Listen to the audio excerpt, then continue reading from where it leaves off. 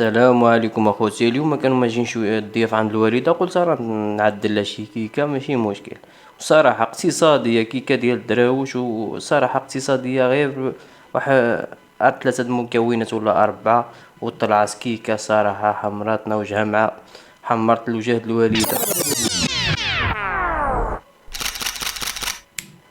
Let's go. وانا الاخوان ديالي تاخرت ديك السخيره ديال الدراوش عاوتاني، شي حاجه اقتصاديه الصراحه ماشي غاليه بزاف. مهم واحد خليكم مع المقادير وغتعرفوا. يعني ها هما المقادير، شي حاجه بسيطه الصراحه ماشي شي حاجه كبيره. صافي هرس السبيطات هرسهم في الطاسه اللي غنخلط فيها. كاس ونص د السكر ديال العنبه، دائما كنعبر بداك الكاس هو نيت كنعبر به كلشي جميع المكونات. كاس ونص د السكر، كاس ونص د الزيت، شويه د الخل حيت ما حكيتش الليمونه ما كانتش عندي. صافي كتخلطوا هادشي هذا مزيان، صراحه خصو يتخلط ديك البيضات باش ميبقاش يخضر. صافي خلطتو مزيان عطيتو وقتو الصراحه في التخلاط. ديك نقيطه كحله ديك البيضات كنعرفش الصراحه ديالاش كتجي في البيضات ديك نقيطه كحله، هي كتبان تفما في الفيديو. صافي حرك داكشي مزيان. عملت كاس ونص د الحليب بنفس ديك الكاس د العنبه عاوتاني. صافي الطحين انا الاخوان ديالي دالي ربعة كيسان د الطحين، 4 ونص تقريبا، 4 ونص. صافي كتبقاو تضيفوا الطحين بشويه بشويه ثم كتخلطوا. انا عملت 2 كيسان د الطحين وساعه عملت ديك الخمارات. ديال الطريقه اللي عملتها انا، ولا كاين شي غلط مرحبا الاخوان ديالنا صحونا شنو كاين. المهم كيكه ناجحه 100% صراحه. المهم غير بهاد المقادير هادو اللي كتشوفوا قدامكم.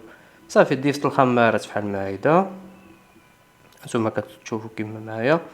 صافي وكملت الطحين ديالي. صافي عملت شحال 2 كيسان وعملت الخمارة، ساعة زيد 2 كيسان الثانيين اللي كانوا باقيين لي في باش نكمل العبار ديالي. صافي كتبقاو تخلطوا حتى كتختار ختوريه، خصكم تشوفوا الختوريه. صافي زيت الكيسان ديالي كتبقى خفيفه شويه. ساعه زيت واحد النبيشه باش رجعت خاطره بحال ما هيدا، باش الا بغيتي تعمل فيها شي حاجه د المقرمشات ما كتهبطش للقاع. صافي ديك الساعه الخليط قسمته على جوج، واحد عملتو كاكاو مور واحد خليتو بيض.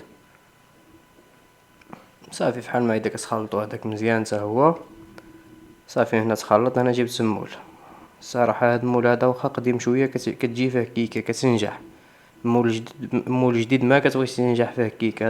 هذا المول هذا ديال الوالده، جابوا لها الوالد في الصداق ديالها وقيله مع الدهز د الوالده قديده عندنا في الدار.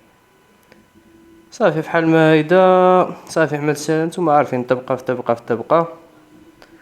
صافي خلصت داكشي مزيان. صافي ساعه بديت كنقط الزبيب هنايا. انا عملت غير الزبيب صراحه، ما هو اللي جبرت في الدار. كاين الزبيبه الاخوان ديالي تاع بغيتكم تعملوا كركاع نواه على حسب باش ما كتعجبكم كيكه. انا عملت غير الزبيب هو اللي توجد صراحه.